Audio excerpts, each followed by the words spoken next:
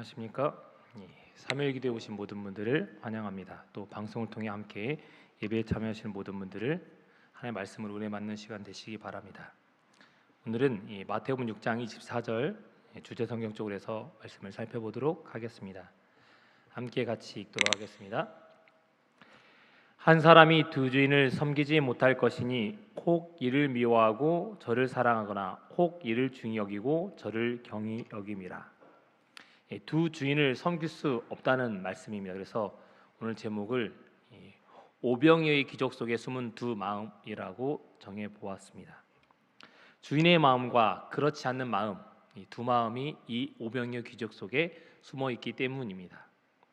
예수께서는 자신을 선한 목자라고 이야기하셨습니다. 그러나 예수님은 선한 목자의 마음이지만 제자들은 싹군의 마음을 가지고 있었기 때문이었습니다.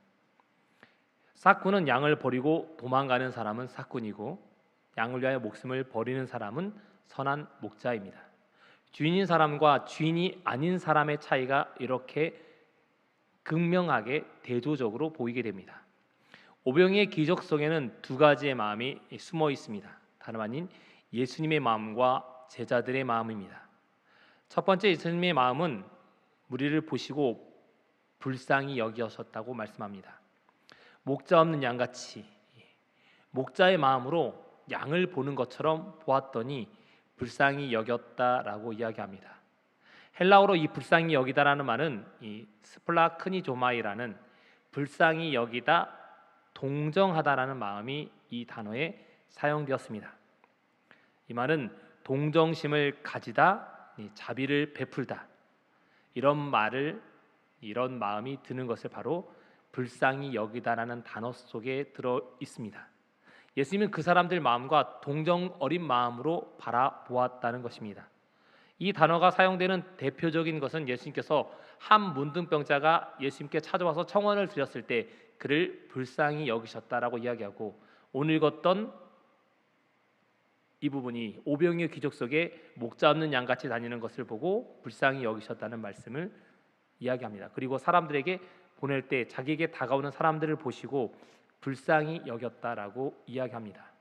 그리고 12제자를 보내기 전에 지치고 시달린 무리들을 보시면서 이 불쌍히 여겼다는 단어를 사용하십니다. 이 단어는 예수님의 마음을 즉 표현한 거였습니다. 나인성의 과부에서도 마찬가지고 그 마음은 그 사람의 마음을 이해했다는 것입니다. 직접 경험해보지 않았지만 그 사람의 마음이 어떤 마음인지 알았기 때문에 그 사람의 피로를 채워주고자 하는 마음, 바로 그 마음에 동조하다는 단어가 바로 이 스플라크니조마이라는 헬라어 단어, 불쌍히 여기다라는 마음입니다. 똑같이 그 사람의 마음을 어떻게 하면 풀어줄까 안타까워하는 마음. 그래서 우리도 교회 다니면 사람들과 편안해지면 그 사람들과 뭐합니까? 편안하게 이야기합니다.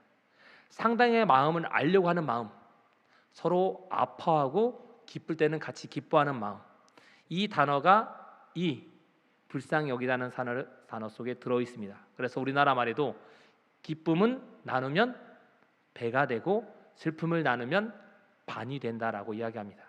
신앙하는 사람들은 기쁨을 함께 나누는 사람이 되어야 합니다. 그러면 기쁨은 더욱더 배가 될 것입니다. 그리고 슬픈 마음에 있는 사람은 서로 위로해 주어야 합니다. 그러면 교회 속에서 위로감을 받게 될 것입니다.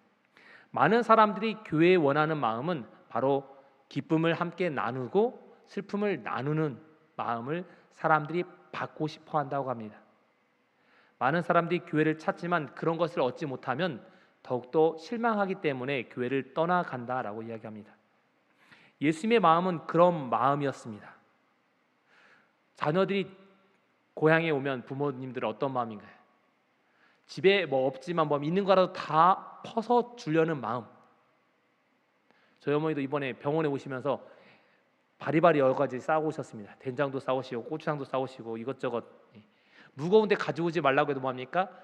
자녀들을 주려는 마음으로, 손주들을 주려는 마음으로 여러 가지 가지고 오는 마음. 그거는 뭔가 받으려고 하는 것이 아니라 주려는 마음입니다. 그래서 예수님께서 이렇게 이야기하셨습니다. 예수께서 이르시되 갈 것 없다. 너희가 먹을 것을 주라. 이 단어가 다름 아닌 디돔이라는 단어입니다. 주라. 어떻게 줄 것이냐, 이 단어가 어느 쪽에 쓰였냐면 예수님께서 십자가에 달려 돌아갔을 때 자신의 몸값으로 너희를 위하여 주었다라는 단어가 이 디돔이라는 단어입니다. 십자가를 위해서 죽으신 예수님의 죽음을 가리켜서 디돔이라는 단어, 주었다라는 단어가 사용되었고, 또 단어 속에 이거는 뭐냐면 아낌없이 주는 마음, 부모님의 마음으로 뭔가 대가를 바라는 게 아니라 자발적으로 주는 마음, 필요한 것을 채워주고 싶은 마음이 바로 이 주라는 단어입니다. 그러니까 예수님은 목자로서 마음으로 불쌍히 여겼는데 어떤 마음이었습니까? 다 주고 싶은 마음, 있는 거라도 다 퍼주고 싶은 마음으로 제자들에게 너희가 먹을 것을 주라, 나와 똑같은 마음으로 너희가 주면 좋겠다라고 예수님께서 그들에게 이야기하십니다. 그러면 제자들도 똑같은 마음으로 주어야 되는데 오병이에 있는 또 다른 마음은 바로 제자들의 마음이 숨어 있습니다. 이들의 마음은 이렇게 이야기합니다. 제자들이 나와 먹을 것을 사 먹게 하소서. 공간복음 똑같이 먹을 것을 사 먹게 하소서라고 기록합니다. 제자들의 마음이, 초록은 동색이라는 말처럼 서로 뭐합니까? 통한 것입니다. 그 전까지 서로 누가 크냐 누가 작냐, 너는 나보다 낫다라고 했던 사람들이 뭐합니까? 한 마음을 합쳐서, 이렇게 된 거는 이 마태복음과 마가복음에는 제자들이 예수께 여짜오다라고 표현하지만 누가복음에는 이렇게 표현했습니다. 12사도가 나와 여짜오되. 12명이 다 뭐합니까? 한 마음이 되었다는 겁니다. 그 전까지 한 마음이 안 된 사람들이 먹을 것을, 너희가 먹을 것을 주라고 하자마자 하나님, 예수님 말도 안 되는 소리입니다. 그 사람들 먹을 것을 얻도록 사 먹으라고 보내주면 좋겠습니다라고 이야기합니다. 제가 얼마 전에 이 대형면을 5번 만에 합격을 했습니다. 네, 면허 시험을 보면서 사람들이 시험을 보면 제 번호가 되기 전에 앞에 사람 보면서 합격하면 좋겠다, 저기 어떻게 할까 안타까운 마음이 들고, 저도 떨어져서 그 마음이 들었던 적이 있습니다. 같이 12명이 시험 봤는데 한 명도 합격을 안 하는 겁니다. 그리고 안타깝게 떨어지는 거 보고 그 다음번에 제가 합격할 때, 제가 합격하고 나니까 어떤 마음이 드냐면, 이게 나와서 한번 보는데 왜 저기서 저렇게 못할까? 조금 전까지 나도 저 수험생 입장으로서 합격하면 좋겠다, 아유 저렇게 하니까 당연히 떨어지지, 이런 마음이 드는 겁니다.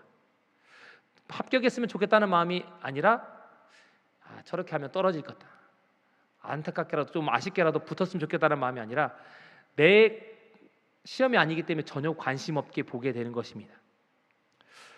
제자들의 마음이 그런 마음이었습니다. 감탄 고토의 마음.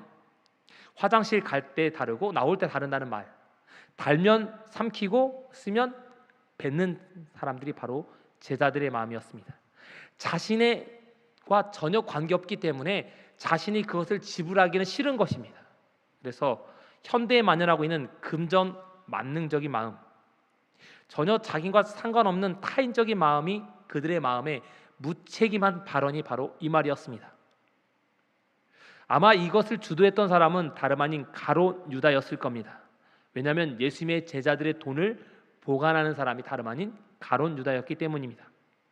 그는 이 사람을 계산해 보았을 겁니다. 2만명의 사람을 먹이기엔 부족한 것을 깨닫고 가장 효과적인 방법은, 그리고 자신들의 돈을 쓰지 않는 방법, 그 방법은 사람들을 가서 각자 알아서 먹으면 좋겠다. 제가 선지자 학교를 할 때 식비가 너무 모자라는 겁니다. 그래서 신학과 하면서 이 선지자 학교 예산이 한정돼 있어서 어떻게 하면 선지자 학교 예산을 줄일까? 그래서 어떤 삼육대학교 근처에 개발되지 않아서 주변에 보면 농촌이지 않습니까, 시골에. 그래서 선교적인 목적을 얘기하고 아이들한테 너희가 가서 전도하면서 한 집에 가서 밥을 얻어 먹으면 좋겠다. 사실은 식비를 아끼기 위한 겁니다. 5,000원씩 개인당 5,000원이 들어가기 때문에 계산해봤더니 한 300명, 200에서 300명 정도 오기 때문에 상당히 많이 들어갑니다. 그래서 정 안 되면 밥을 사주라고 얘기하면서 6명을 보내면서 10,000원만 줘서 보냈습니다. 그러면 상당히 많이 아낀 거죠. 그랬더니 사 먹든지 어떻게 얻어 먹든지 아니면 굶든지 알아서 얻어 먹었으면 좋겠다, 이런 마음이 제자들의 마음이었습니다. 어떻게 하면 이것을 해결할까? 그래서 예수님의 마음과 두 마음이 충돌하는 것입니다. 예수님께서는 먹을 것을 주라, 불쌍히 여기기 때문에 먹을 것을 주라는 마음이 바로 예수님의 마음이고, 제자들의 마음은 어떻게 하면 내 돈이 안 들어가면 안 될까, 그러기 위해서는 사 먹었으면 좋겠다, 우리들한테 피해를 안 끼쳤으면 좋겠다, 지금 남아있는 이 돈이라도 뭐합니까? 아꼈으면 좋겠다 라고 이야기하는 것입니다. 이런 마음이 다른 겁니다. 결혼하기 전에 연애할 때 마음은 뭐합니까? 양쪽 집안에 모두 다 잘하겠다, 그리고 열심히 뭐합니까? 시댁에 가는 마음. 연애 초기와 연애 결혼하면 많이 달라지죠. 아들은 부모님 댁에 가고 싶어 하지만 며느리는 가고 싶지 않아 한다.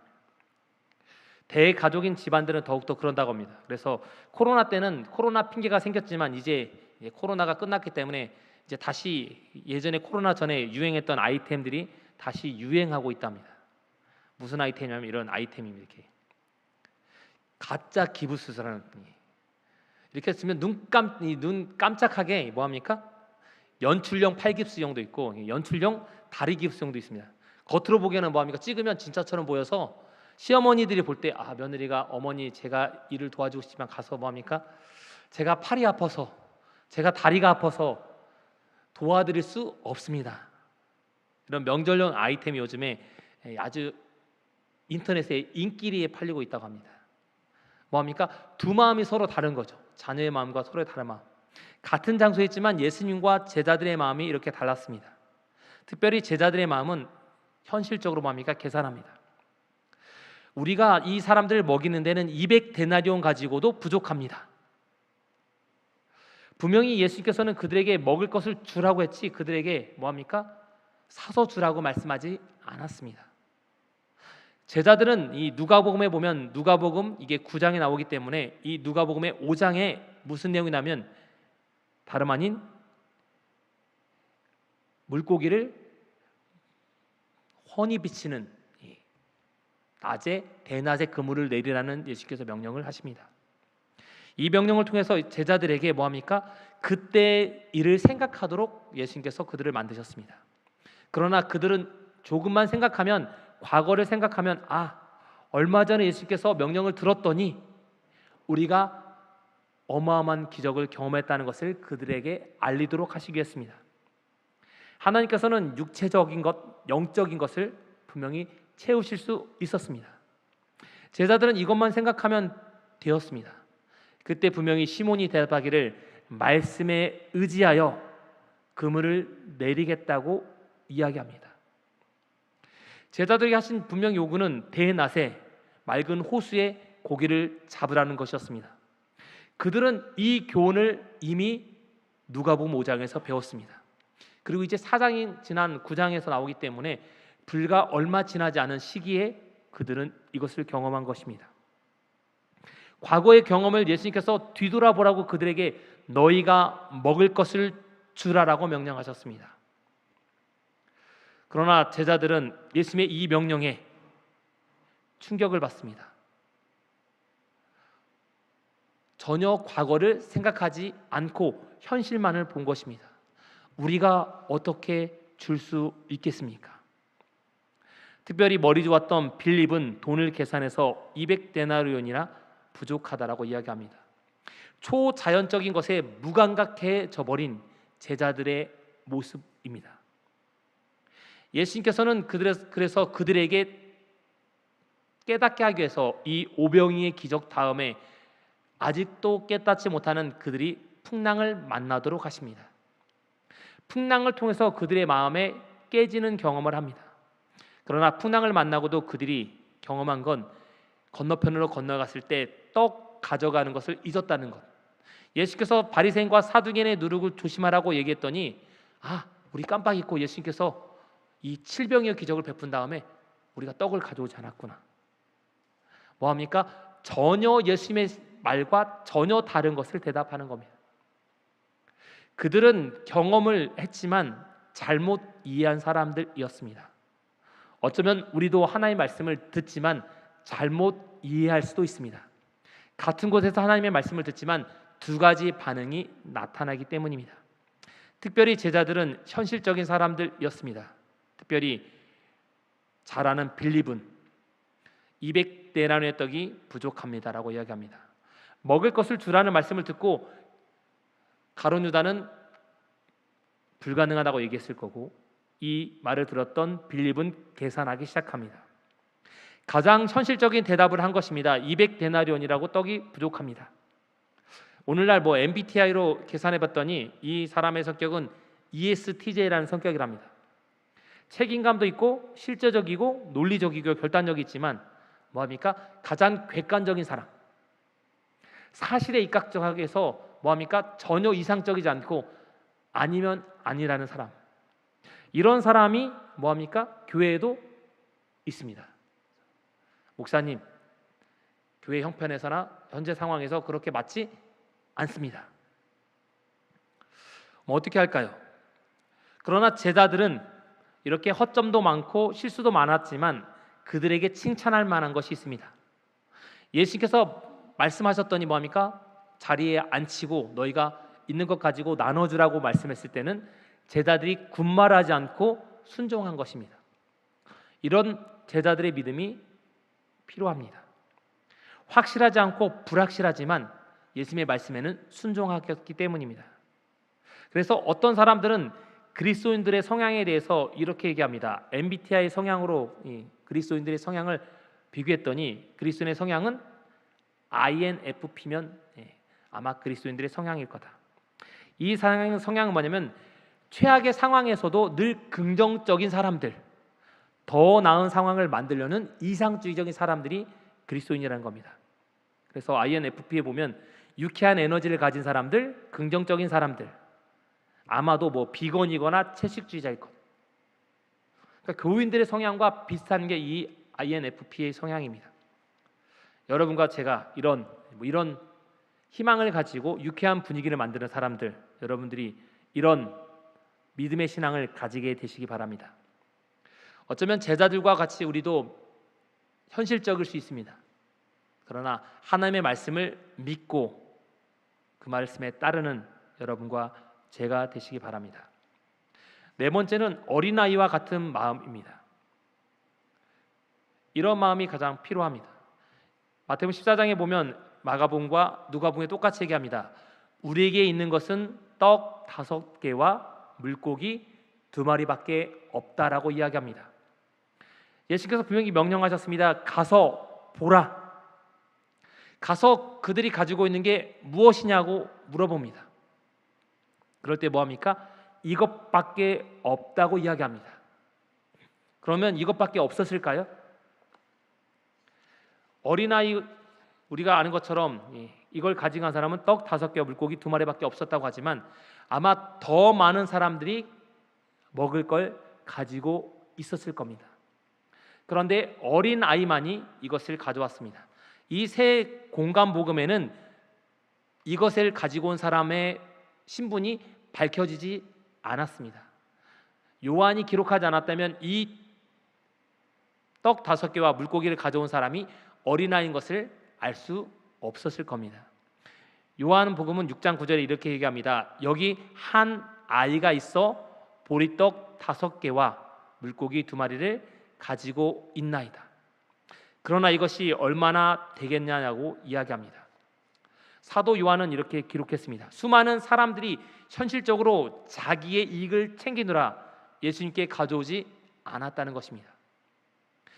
예수님께서는 사람들에게 이렇게 얘기하셨습니다. 너희에게 떡 몇 개나 있는지 가서 보라. 그리고 알아보라고 얘기합니다. 그랬더니 제자들이 알아봤는데 뭐합니까? 떡 5개와 물고기 2마리밖에 없습니다라고 얘기합니다. 도시락을 사람들이 싸우지 않았을까요? 아이는 이것저것 따지지 않았을 겁니다. 나의 가진 것이 예수님 손에 들려지기를 원하는 단순한 믿음을 가진 아이와 어른들은 이런 생각을 했을 겁니다. 내 도시락이 예수님의 입맛에 맞지 않으면 어떨까? 내 도시락을 가져갔는데 사람들이 이렇게 형편없는 도시락을 예수님께 갖다 줄 수 있느냐라고 사람들이 손가락질할 수도 있어서 자신의 도시락을 내놓지 않았을 수도 있습니다. 이런저런 생각을 하기 때문에 아무도 자신의 도시락을 내놓지 않은 것입니다. 오직 어린아이만 아무것도 재지 않고 자기에 있는 것을 예수님께 가져다 드린 것입니다. 아이의 마음으로 드렸기 때문에 아이는 따지지 않았습니다. 우리는 이런 마음으로 예수님께 가져다 드려야 합니다. 우리가 뭔가 사람들 형편을 살피는 마음, 그런 마음으로 신앙을 하게 되면 신앙은 자라지 않습니다. 어린아이들과 같은 마음, 그런 마음을 예수님께서 원하시는 바로 마음입니다. 내 도시락을 가져갔다가 사람들이 손가락을 하면 어떨까? 어린아이는 그렇게 생각하지 않았습니다. 누구나는 생각을 하지 않고 단순하게 이 도시락이 예수님께 가져가면 예수님께서 뭔가 놀라운 일을 해주실 거라고 믿었기 때문입니다. 히데오 소망에는 이렇게 얘기합니다. 어린아이가 가져온 음식에 대해서 마련하신 음식은 보잘것없는 식물이었다. 고기와 보리떡은 갈릴리 바다 주변에 사는 어민들이 일상 먹는 양식이었다. 전혀 좋은 것이 아니었다는 것입니다. 어린아이의 음식은 가장 가난한 사람의 음식. 제가 어릴 때 아직까지도 기억나는 게 있습니다. 제가 제일 싫어하는 게 감자를 싫어합니다. 별로. 저는 고구마하고 감자를 주면 고구마를 먹지 감자를 먹지 않습니다. 근데 제 친구 집에 가면 늘 감자를 주는 겁니다. 근데 제가 유치원에 있을 때 돌아가면서 이렇게 간식을 이렇게 밥을 저는 급식 시대가 아니어서 보면 이게 돌아가면서 밥을 거의 어느 집은 돈 많은 집은 짜장면을 주기도 하고 어느 집은 뭐 초코파이야 요구르트 주기도 하고 어느 집은 주는데 감자를 쪄서 주는 겁니다. 그날 제 친구 집인데 그 어머니가 어김없이 감자를 쪄와서 이 유치원 아이들한테 저한테 제 유치원 1회인데 이렇게 주는 겁니다. 정말 싫었으면 왜 이걸 감자를 줄까? 다른 걸 주지. 뭡니까? 어쩌면 이 가장 형편없는 음식이지만 사람들이 뭡니까? 가장 즐겨 먹는 음식이었기 때문에 거기에 모인 사람들에게 가장 알맞는 음식이었습니다. 예수님께서는 무에서 유를 창조할 수 있는 분이라고 생각했기 때문에 어린아이가 이 도시락을 가지고 왔습니다. 떡 5개와 물고기 2마리. 기적은 갑자기 좋은 음식이 나온 게 아니었습니다. 예수님께서 좋은 음식을 주실 수도 있었습니다.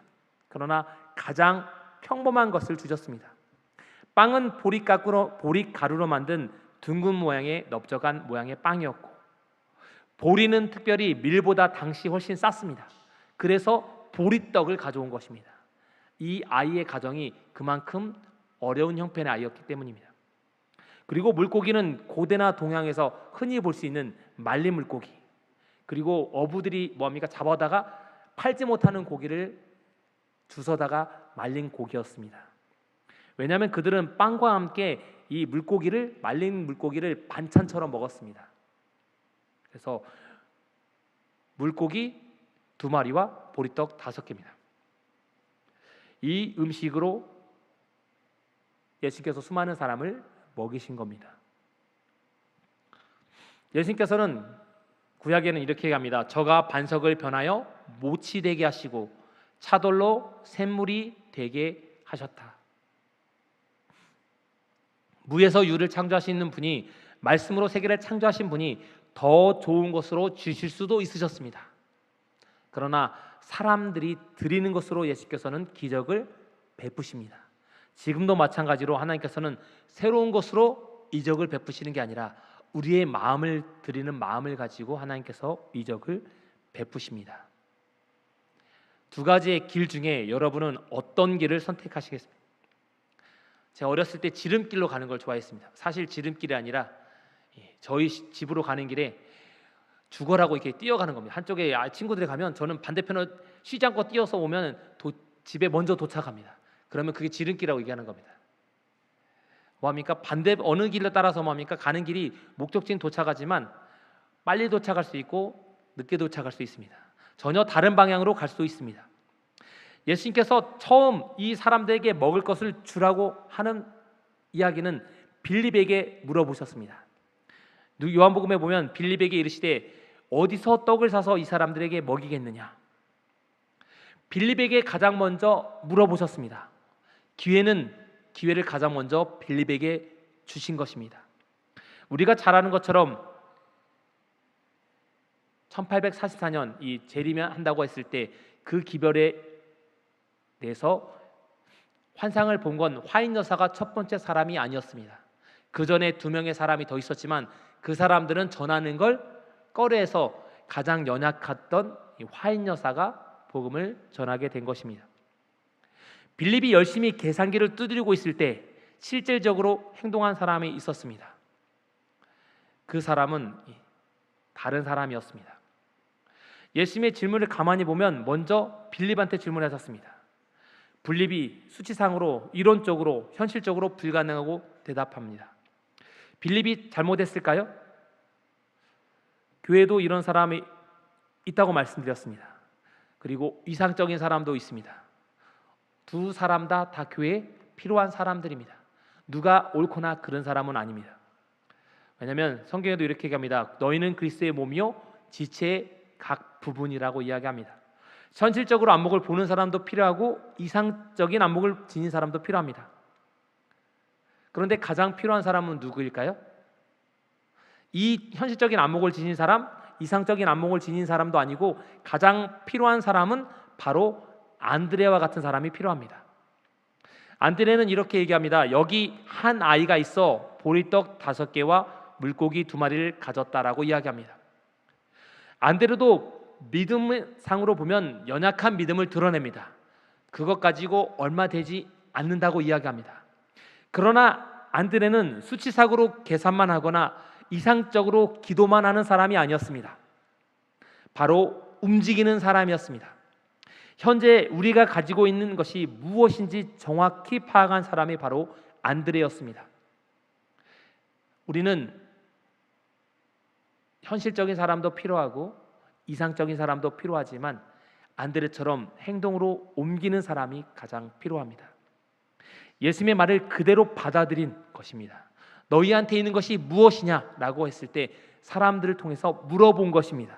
그리고 그걸 가지고 예수님 알아보니 물고기 2마리와 보리떡 5개가 있습니다라고 한 것이 아니라 그걸 가지고 예수님께 가지고 왔습니다. 알아만 가지고 온 것이 아니라 가지고 온 것입니다. 믿음의 걸음을 한 걸음 내딛는 것이 가장 필요합니다.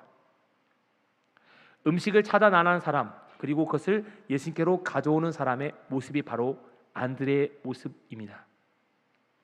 교회에서도 이런 모습이 필요합니다.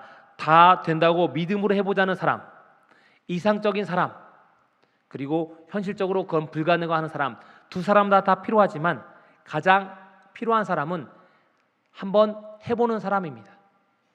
작지만 이거라도 한번 도전해보자고, 이것부터 시작하자라고 해서 일을 시작하는 사람이 가장 필요한 사람입니다. 빌립이 잘한 것은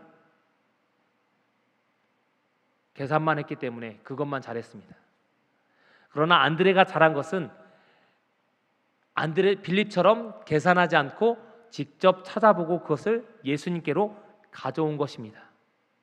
그렇기 때문에 우리가 잘 알고 있는 오병이의 기적이 일어났습니다. 안드레도 그냥 알아만 보고 그냥 왔다면, 가지고 오지 않았다면 오병이의 기적은 일어나지 않았을 것입니다. 간단한 전심을 발견하고 바로 예수님께 가져온 것, 이것이 가장 중요한 안드레의 역할이었습니다. 그게 예수님께 드려졌더니 시대의 소망은 이렇게 얘기합니다. 예수께서는 하나님의 온전한 의뢰하는 가운데 작은 떡 한 조각을 취하셨다. 그 떡은 그문의 한 식구인 제자들에게 나누어주기도 작은 것이었으나 예수님께서 그들에게 먹으라고 청하지 않고 사람들에게 나누어 주라고 명령하면서 그들에게 분배하기 시작했다. 양식은 그분의 손에서 증가하였고 생명의 떡이신 그리스도께 내민 제자들의 손들은 결코 비지 않았다. 지난번에 제가 한번 작년 설교할 때 말씀드렸습니다. 이 부분에 쓰인 단어가 헬라어 과거 미완료입니다. 이 말은 뭐냐면 떼는 역할을 뭐합니까? 예수님이 떡 한 덩이를 취한 다음에 그 떡 가지고 계속 뗐다는 겁니다. 떡 5덩이를 가지고 계속 뗀 게 아니라 떡 한 덩이를 집으신 다음에 계속 떼서 뭐합니까? 제자들에게 주는 행위를 과거부터 현재까지 지속적으로 계속했다는 게 과거 미완료합니다. 미완료 시제입니다. 그래서 화인 여사는 이걸 가리켜서 그분의 손에서 증가했다라는 단어로 이 어려운 헬라어를 표현하셨습니다. 예수님께 축사하시고 떼어주셨을 때 그치지 않고 과거로부터 계속적으로 이 5천 명의 사람들이 다 먹을 때까지 그치지 않았다는 것입니다. 나에게 있는 게 무엇인지 살펴보고 하나님께 드려야 합니다. 내가 가지고 있으면 그것은 하나로 그칠지 모르지만 하나님께 드리면 놀라운 기적이 일어납니다. 우리가 잘 알고 있는 이 백화점 왕 존 워너메이커라는 사람이 있습니다. 우리가 현재 알고 있는 이 백화점을 만든 사람이 존 워너메이커입니다. 이 존 워너메이커가 아버지와 함께 이 필라델피아 한 벽돌 공장에서 일하고 있었습니다. 어느 날 이 소년이 돈을 하루 이제 번 다음에 하루 일하면서 품삯을 받은 다음에 봤더니 이 도로가 뭐합니까? 비만 오면 진흙탕이 되는 것입니다. 그래서 이 길을 포장하면 좋겠다고 해서 사람들 위해서 자기 임금에서 날마다 일정액을 떼가지고 벽돌 한 장을 사든지 하루에 벽돌 한 장을 사서 깔기 시작했습니다. 이 기간을 며칠을 했냐면 한 달 기간을 했더니 그래도 몇 장을 좀 이렇게 쌓였습니다. 그리고 한 달이 지났을 때 여전히 그날도 벽돌 한 장을 사서 길에 깔고 있었더니 존의 모습을 본 마을 사람이 물어봤습니다. 너 지금 뭐 하고 있니? 비가 오면 이곳에 이 진흙탕으로 변해서 제가 오늘 일한 품삯을 받아서 이 벽돌 한 장을 사서 깔고 있는 것을 한 달째 현재 계속하고 있습니다라고 했습니다.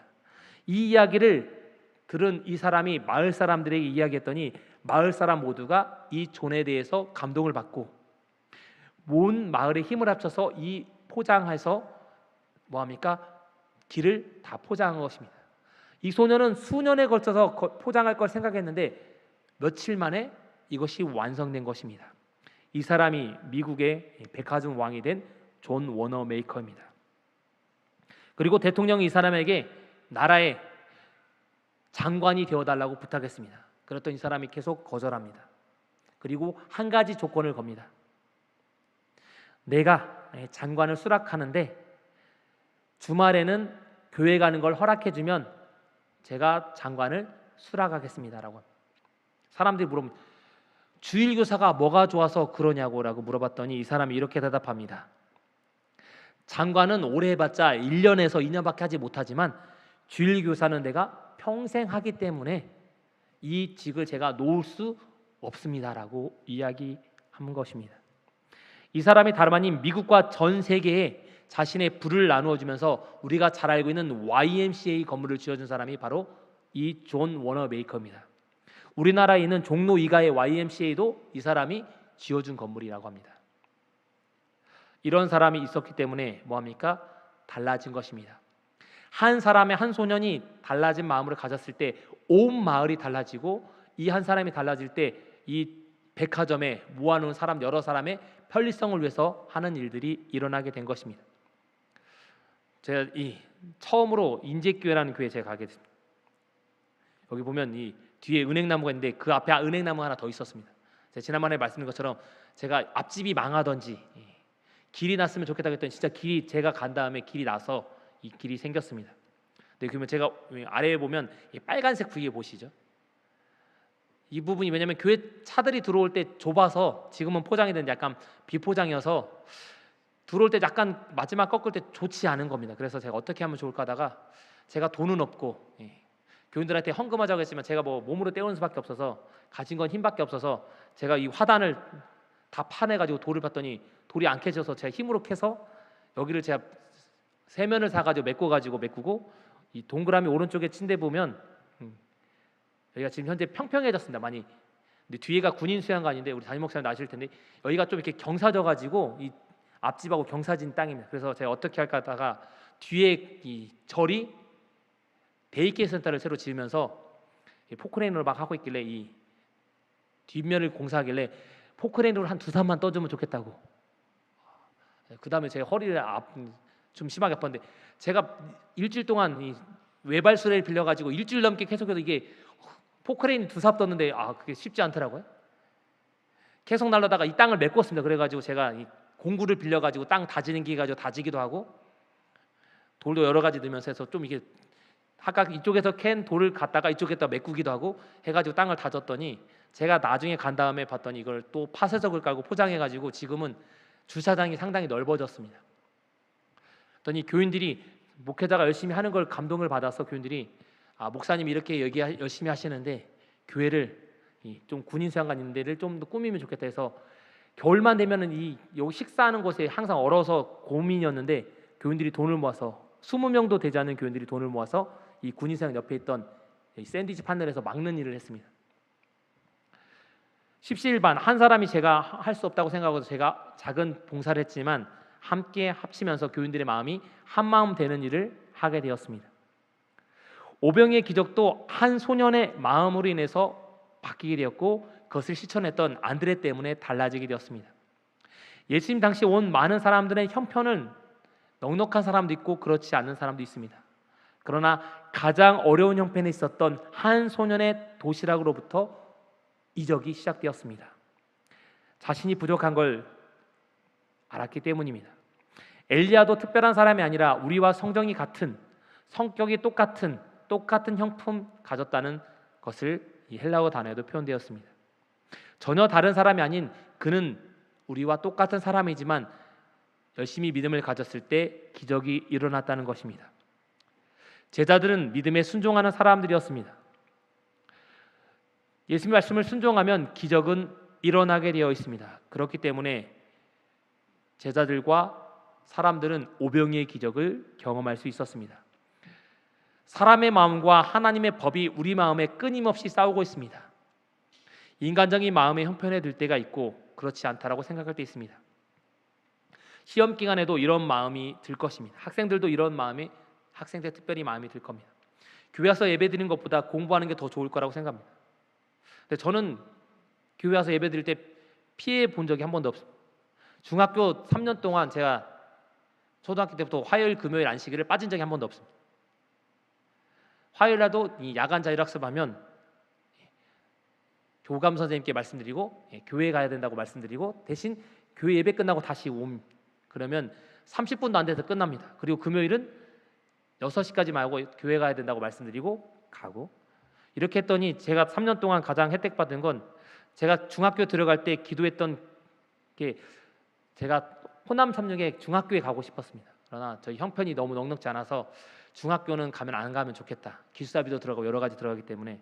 그런데 제가 들어가자마자 우리 학교에서 시험이 안식일 날 보통 목, 금, 토 있었던 시험이 안식일이 시험에 안 들고 월요일 시험으로 변경되었습니다. 그리고 왜냐하면 제가 초등학교 때까지는 토요일에 학교 가면 시험이 끼면 월요일 날 따로 모여가지고 과학실에 모여서 우리 교회 간 아이들만 6명 모여서 따로 시험 봤던 게 정말 싫었습니다. 그래서 시험 기간이 바뀌었으면 좋겠다 했는데 시험 기간이 바뀌었고 이 교감 선생님 덕택에 중3 때는 이분이 교장 선생님이 되시고 또 다른 분이 긍정적으로 하셨던 분이 또 교감 선생님이 되시면서 토요일도 조퇴를 해도 그전에는 조퇴 2번 하면 한 번 결석이었는데 중3 때는 조퇴를 해도 출석을 해줘서 중학교 때 제가 개근상을 받을 수 있었습니다. 하나님께서 뭐합니까? 그리고 중학교에 들어가서 제가 원한 건 신앙적인 분위기 했으면 좋겠다고 했더니 중학교 2학년 담임 선생님은 수업 시간 전에 그리고 수업을 마칠 때마다 기도하시는 겁니다. 한 명씩 돌아가면서. 그리고 이 명상의 시간이라고 아침마다 공자에 관련된 거나 이런 거 틀어주는 시간에 거의 일주일에 한 3-4번은 신약 성경에 있는 성경절을 틀어주는 겁니다. 그래서 신앙하지 않는 학교인데 일반 학교인데 신앙하는 학교처럼 3년 동안 다녔던 경험이 있습니다. 하나님께서는 우리의 마음을 아시면 바꾸어 주십니다. 전혀 불가능한 기적도 가능한 기적으로 베풀어 주시기 때문입니다. 여러분과 저는 기적이 일어나지 않는다고 생각하지 마시고 기적이 일어난다고 생각하시면 기적은 일어나게 되어 있습니다. 하나님의 마음으로 우리가 생각한다면 인간의 마음과 하나님의 마음에 분명히 충돌이 있을 때 하나님의 법을 따르는 저와 여러분이 되시기 바랍니다. 제자들도 이런 마음이 들었을 때 예수님의 마음을 따랐더니 놀라운 기적을 경험했고 오병이의 기적을 경험했습니다. 이제 하나님의 법을 따라 행하시는 저와 교무님께 모든 성도님 되셔서 그리스도의 마음을 가지고 세상을 보시는 모든 성도님 되시길 바라면서 말씀 마치겠습니다. 3일 기도의 제목을 말씀드리겠습니다. 첫 번째